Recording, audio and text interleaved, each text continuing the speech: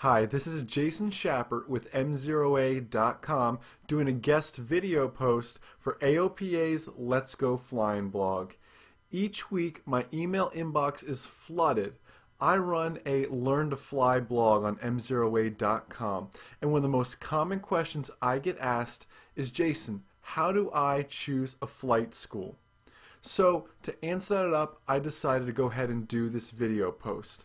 First, you have to determine which rules and regulations you want to operate under.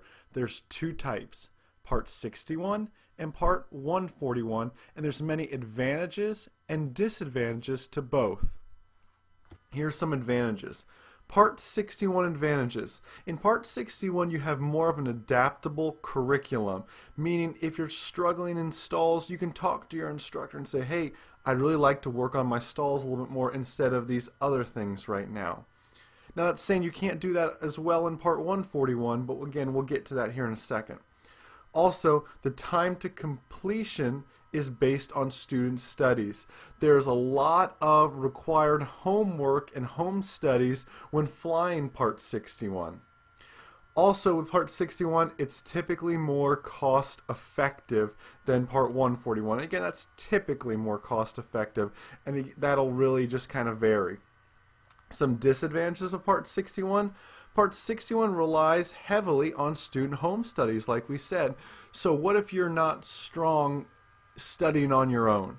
Maybe Part 61 is not for you. Maybe you need that classroom environment to help you learn better. And Part 61 is typically less formal. In 141 you have a syllabus. Everything is very by the book in Part 141 compared to Part 61. So do you like studying at home on your own, or do you like that more formality of the classroom setting? So let's look at those advantages of 141. Like we said, Part 141 is very formal with even a preconceived syllabus. Now that can be a problem, like we said, hey, I'm really struggling on stalls today. However, on the syllabus, it's steep turn, slow flight, and short field landings, and stalls aren't on there. So you would have to get your lesson done before you can go back and do those stalls. And that's just my experience with Part 141. Part 141 is typically classroom-based ground training. Again, if you like that classroom, that true school feeling for a learning environment, Part 141 may be for you. And also Part 141 has some in-house check rides. Now what is a check ride? A check ride is typically your final test to get your license. I know at the 141 school I did, they did an in-house private pilot check ride. And you didn't have to go out with the FAA or with an examiner. It was someone designated with the flight school who conducted that. So typically that'll save you a little bit more money than having to go out and pay the fee for the examiner, which I know in our area are almost up to $400 a test now. So it can get pretty expensive, and an in-house check ride could make you feel a little bit more comfortable and also save you a few bucks too. So let's look at a few disadvantages of 141. 141, like we said, is not very customizable, meaning, like we keep using the example of, I'm really struggling with stalls, I need to work on them. And this varies from school to school, and I don't want to put anybody out, but again, this is my experience with flying Part 141. Also with 141, there's typically higher costs involved. The reason the costs are a little bit higher is there's a lot more to do.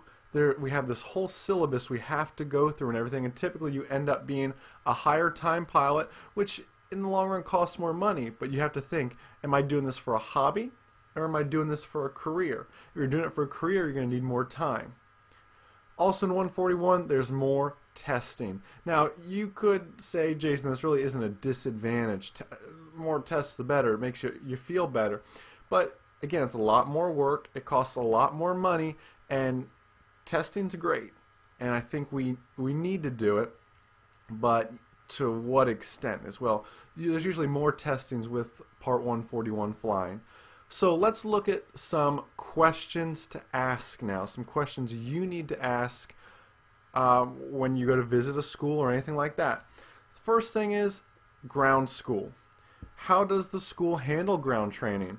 When I first went to school, we didn't do any formal ground training. I was given a home study kit, and I was required to go home on my own time and study. And believe me, that is so hard, because at the time I was young and I could think of all these other things I'd rather do than go home and study and read a book. I need the classroom kind of setting. So how do they do their training? Will that apply to you?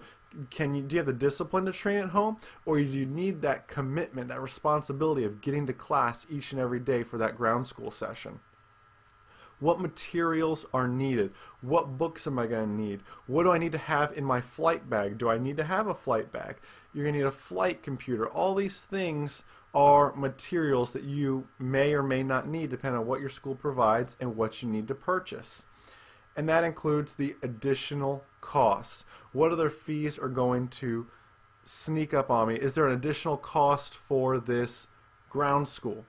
So that's something else to take into effect there. Also, when you go to visit the school, look at the training aircraft. How well is the aircraft equipped? Now, you may say, well, I have no flying experience. I don't know if this aircraft is equipped well. You can really tell just by looking at an aircraft if it's well equipped.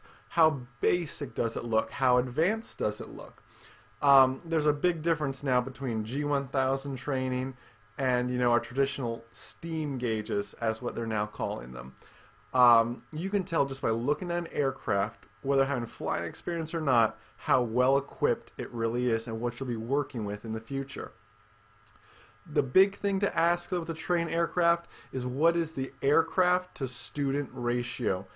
I can't tell you how many times I've been in a flight school and had flights canceled because the aircraft was out or the aircraft was down. And there were 3 of us all trying to get the same airplane, and our times kind of all ran together eventually because the airplane was running behind.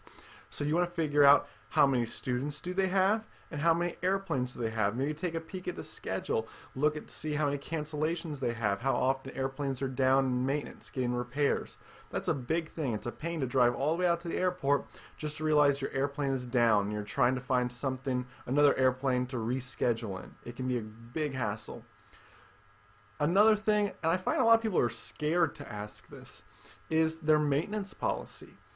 What happens if something goes wrong? What do I need to do? Who do I report it to? But most importantly, how do they take action on it? Does the mechanic come out and check everything and make sure everything's okay? Does the instructor have authority to that? It's really important to see how they do their maintenance and what their policy is behind that. Finding something broken, and does it need to be replaced? Should the airplane be grounded? Discovering a school's maintenance policy can open up a whole new world to you. Also, we need to ask about the cost. And I have in here quotations, the total cost. Some schools will quote you just the flight time, but in there they don't include that you need your flight bag, your flight computer, and all the materials we just talked about. Oh, by the way, maybe ground school is an additional charge. So it's important to ask the true total cost. What did your most recent student finish his or her private pilot's license in? What maybe the most recent 3, just to be fair and get a good average out of it. Okay, so we talked about books, materials, and equipment. We also need to talk about no-show fees. Now, hopefully no one would ever have a no-show, but we're only human and we're not perfect. We're far from it. We're gonna slip up, we're gonna oversleep, and maybe accidentally stand up our flight instructor. So what kind of fees incur if you have a no-show? Do you get a warning? Do you just get charged for the hour that you had scheduled and you don't get to log it, but you have to pay for it? So it's important to know the no-show policy. Also, take a visit to the flight schools you're thinking about. Don't hesitate to sit in the airplane. That's how you're going to be able to check out the equipment and see everything. Make sure you go out with an instructor who can explain everything to you.